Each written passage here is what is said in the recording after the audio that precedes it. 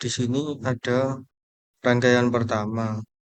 Yang pertama kita masukkan nilai AC voltage source ini. Kemudian ke resistor 1 100k ohm. Kemudian resistor RF 500k. Wah,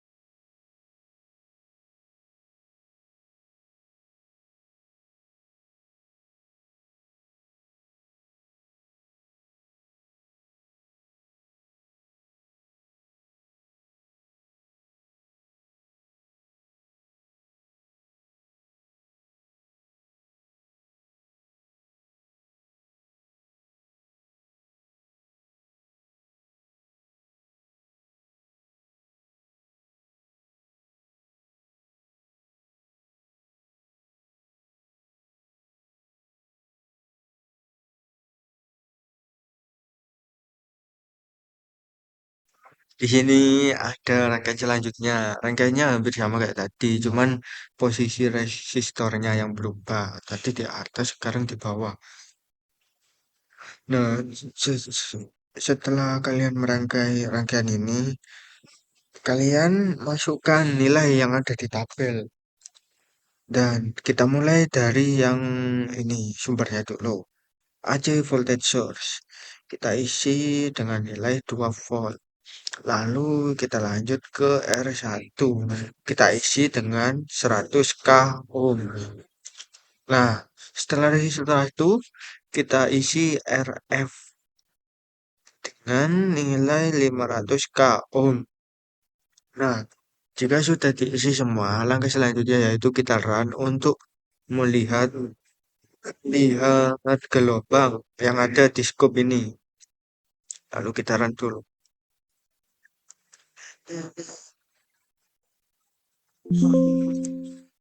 Nah, ini kan sudah di run ya, sudah di run.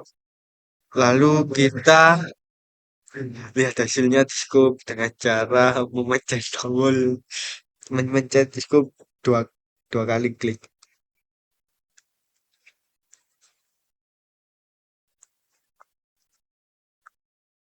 Nah, kita pencet.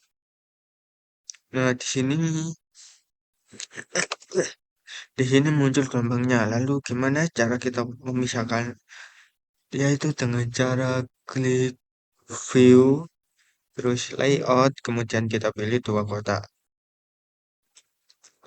Nah, otomatis gelombang akan terpisah. Yang satu di atas, yang satu di bawah. Kemudian kita ganti kayak latar belakangnya ini menjadi warna putih dengan cara view style. Lalu kita ganti figur color menjadi putih, ax color menjadi putih. Kita klik apply dan oke. Nah, di sini gelombangnya akan terlihat seperti ini. Ini adalah hasil gelombang dari rangkaian tadi. Nah, untuk rangkaian selanjutnya yaitu setelah kalian rangkai, kalian masukkan nilainya lagi. Dimulai dari terus. Resistor yang sini kita isi dengan resistansi 1 ohm. Kemudian resistor selanjutnya 500 k ohm. Resistor selanjutnya 1 ohm. Kemudian satunya lagi sama yaitu 1 ohm. Nah, kemudian untuk V-nya sendiri kita isi dengan 3, kemudian 2, kemudian 1. Nah, ini untuk tabel tabel 4 baris 1, 2, dan 3 ini digabung menjadi satu. Nah, kemudian kita akan lihat gelombangnya dengan cara di-run.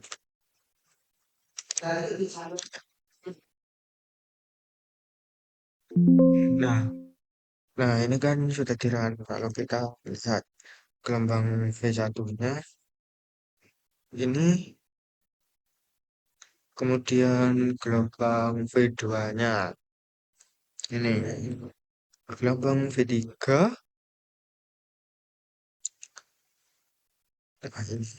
Nah, lalu yang terakhir itu gelombang O, VO. Nah, ini untuk gelombangnya. Oke, lalu kita akan lanjut ke rangkaian Nah, kemudian kita akan lanjut ke rangkaian yang terakhir, yaitu OP AMP multistage tabel 5. Nah, jika kalian sudah merangkai, kalian masukkan nilai resistornya. Nah, di sini resistor yang atas kita samaratakan 470 k ohm, sini juga 470 k ohm, dan di sini juga 470 k ohm. Nah, lalu kita isi yang di sini resistor R1 4,3, kemudian yang ini R2 33 k ohm, terus kemudian R3 33 k ohm juga. Nah, yang 470 ini merupakan RF. Nah, yang kemudian kita beri sumber dengan nilai 80 mikrovolt. Nah, jika sudah, maka kita akan run untuk melihat hasil gelombang dari rangkaian ini.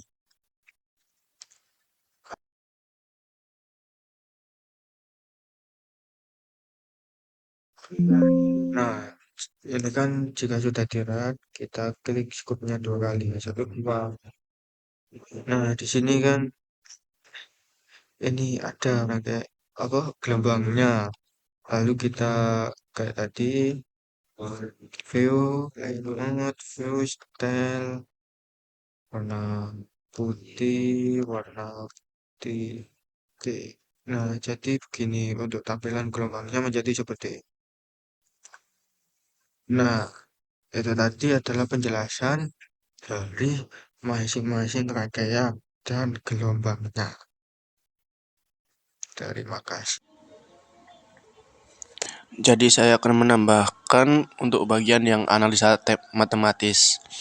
Untuk tabel 1 baris ke-1 diketahui V1 sama dengan 2V, R1 sama dengan 100 kilo ohm, RF sama dengan 500 kilo ohm. Terus jawab V0 sama dengan minus RF per R1 dikali V1. F0 sama dengan minus 500 per 100 dikali 2. Hasilnya itu 10V. Untuk tabel kedua, saya ambil baris ke-1. Diketahui V1 sama dengan 2V, R1 sama dengan 100 kilo ohm, RF sama dengan 500 kilo ohm. Jawab. V0 untuk rumusnya V0 per V1 sama dengan tutup kurung 1 ditambah RF per R1 tutup kurung V1. V0 per F1 sama dengan 1 ditambah 500 per 100 dikali 2V sama dengan 6 dikali 2 sama dengan 12 volt. Untuk tabel ketiga saya ambil baris pertama. Diketahui V1 sama dengan 1 volt, V2 sama dengan 2 volt, V3 sama dengan 3 volt. R1 sama dengan 500 kilo ohm, R2 sama dengan 1 mega ohm, R3 sama dengan 1 mega ohm, RF sama dengan 1 mega ohm. Untuk rumusnya itu V0 sama dengan minus tutup kurung RF per R1 dikali V1 ditambah RF per R2 dikali V2 ditambah RF per R3 dikali V3 tutup kurung. Jadi V0 sama dengan minus buka kurung 1000 per 500 dikali 1 ditambah 1000 per 1000 dikali 2 ditambah 1000 per 1000 dikali 3. Terus V0 sama dengan minus tutup kurung buka kurung 2 dikali 1 ditambah 1 dikali 2 ditambah 1 dikali 3. Hasilnya minus 7 volt. Untuk tabel 4 saya ambil baris pertama. Diketahui V1 sama dengan minus 2V, V2 sama dengan 3V, V3 sama dengan 1V. Untuk R1-nya sama dengan 200 kilo ohm, R2 sama dengan 500 kilo ohm, R3 sama dengan 1 mega ohm, RF sama dengan 1 mega ohm. Jawab, V0 sama dengan minus RF per R1 kali V1 ditambah RF per R2 kali V2 ditambah RF per R3 dikali V3. V0 sama dengan minus 1000 per 200 dikali minus 2 ditambah 1000 per 500 dikali 3 ditambah 1000 per 1000 dikali 1. V0 sama dengan minus 5 dikali min 2 ditambah 2 kali 3 ditambah 1 kali 1. Hasilnya 3 volt. Untuk tabel kelima saya ambil baris pertama. Diketahui V1 sama dengan 80 mikro, R1 sama dengan 4,3 kilo ohm, R2 sama dengan 33 kilo ohm, R3 sama dengan 33 kilo ohm, RF sama dengan 470 kilo ohm. Untuk rumusnya itu V0 sama dengan 1 buka kurung 1 ditambah RF per R1 tutup kurung terus minus RF per R2 dikali minus RF per R3. V0 sama dengan 1 tambah 470 per 4,3 dikali minus 470 per 33 dikali minus 470 per 33. V0 sama dengan 110,3 dikali minus 14,2 dikali minus 14,2 sama dengan 22,2 kali 10 pangkat 3. V0 sama dengan 22,2 dikali 10 pangkat 3 dikali 80 mikro sama dengan 178 volt. Baik, sebelum kami menutup video kali ini, saya akan menjelaskan tentang poin-poin utama dari penguat operasional atau UPM. Meskipun semuanya berfungsi sebagai pengolah sinyal dengan umpan balik negatif, setiap konfigurasi memiliki karakteristik yang unik. Oke, langsung saja kita ke pembahasan poin yang pertama, yaitu OPM inverting. Rangkaian ini memperkuat sinyal sekaligus membalik fasenya sebesar 180 derajat. Besar penguatannya ditentukan secara sederhana oleh perbandingan antara resistor. Secara prinsip, OPM akan menjaga kondisi virtual ground pada input inverting, sehingga tegangan pada titik tersebut hampir mendekati nol. Arus yang masuk melalui resistor input akan mengalir ke resistor feedback, sehingga menghasilkan tegangan keluaran. Oke, yang selanjutnya yang nomor 2 adalah OPM non inverting. Berbeda dengan tipe inverting, rangkaian ini menghasilkan output yang sefase atau tidak terbalik dengan inputnya. Keunggulan utamanya adalah impedansi input yang tinggi sehingga tidak membebani sumber sinyal. OPM akan menyesuaikan output agar tegangan pada kedua input menjadi sama, atau prinsip keseimbangan, melalui jaringan resistor feedback sebagai output dikembalikan ke input inverting untuk mengontrol penguatan. Oke, yang selanjutnya atau yang nomor 3 adalah OPM summing. Sesuai namanya, rangkaian ini berfungsi sebagai penjumlah. Ia mampu menggabungkan beberapa sinyal input menjadi satu output tunggal yang merupakan hasil penjumlahan berbobot dari semua inputnya. Atau bisa dibilang setiap sinyal input diberikan melalui resistor masing-masing ke terminal inverting. OPM ini akan menjumlahkan arus dari setiap input, kemudian mengubahnya menjadi tegangan output melalui resistor feedback. Oke, selanjutnya adalah OPM multistage. Terakhir, untuk kebutuhan penguatan yang sangat besar atau bertahap, kita menggunakan konfigurasi multistage. Di sini beberapa OPM disusun secara berurutan atau cascade, di mana total penguatannya adalah hasil perkalian dari gain di setiap tahapnya. Atau bisa dibilang setiap tahap berfungsi sebagai penguat dengan karakteristik tertentu. Proses penguatan terjadi secara berurutan sehingga sinyal mengalami peningkatan amplitudo secara bertahap hingga mencapai level yang kita inginkan. Nah, itu merupakan poin-poin yang bisa saya sampaikan. Ternyata OPM itu cukup rumit karena memahami setiap karakteristik pada rangkaian ini sangat penting dalam perancangan perangkat elektronika, baik untuk penguatan sinyal sederhana maupun pengolahan data yang lebih kompleks. Sekian penjelasan dari kelompok kami mengenai praktikum OPM ini. Semoga informasi yang kami bagikan bermanfaat untuk teman-teman semua. Terima kasih telah menonton dan sampai jumpa di pembahasan selanjutnya. Dadah.